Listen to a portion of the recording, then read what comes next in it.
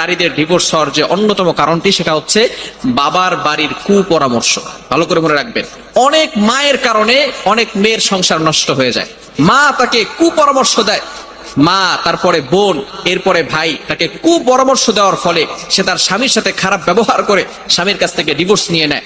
অনেক মেয়ে আমাকে এমন ফোন দিয়েছে যে প্রথমে তালাক হয়ে গেছে, মা তাকে তালাক দিতে বলছে, এরপরে আস্তে আস্তে এখন আর বিয়ে হয় না অন্য জায়গায়, এবার মা তাকে বোঝা মনে করতেছে, বোন তাকে বোঝা মনে করতেছে, ভাই তাকে বোঝা মনে করতেছে।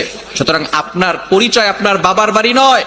নারীদেরকে বলবো, আপনার পরিচয় হচ্ছে আপনার স্বামীর বাড়ি। আপনি যেখানেই থাকেন না কেন, যদি আপনার স্বামী থাকে তাহলে সবাই আপনাকে রেসপেক্ট করবে, যদি আপনার স্বামী না থাকে তাহলে কিন্তু আপনাকে মানুষ রেসপেক্ট করবে না। এজন্য স্বামীর বাসায় একটু কষ্ট হলেও আপনি আল্লাহ তাআলার কাছে কান্নাকাটি করেন, একটু ধৈর্য ধারণ করেন, দেখবেন আল্লাহ পাক রব্বুল আলামিন ব্যবস্থা করে দিবেন। এই জন্য এই তিনটি কারণে মেয়েদের সাধারণত ডিভোর্স হয়ে থাকে। এক নাম্বার হচ্ছে অতিরিক্ত জেদ, এটা করা যাবে না, অতিরিক্ত রাগ দেখানো যাবে না। দ্বিতীয় নাম্বার হচ্ছে স্বামীর মুখে মুখে তর্ক করা যাবে না। তৃতীয় নাম্বার, বাবার বাড়ির কুপরামর্শ নেওয়া যাবে না। আল্লাহ তাআলা আমাদের সকল সংসারগুলোকে, এই বাংলাদেশ নয় সারা মুসলিম যত সংসার রয়েছে সকল সংসারগুলোকে সুন্দরভাবে সুখময় জীবন দান করেন। সকলে বলেন আমিন।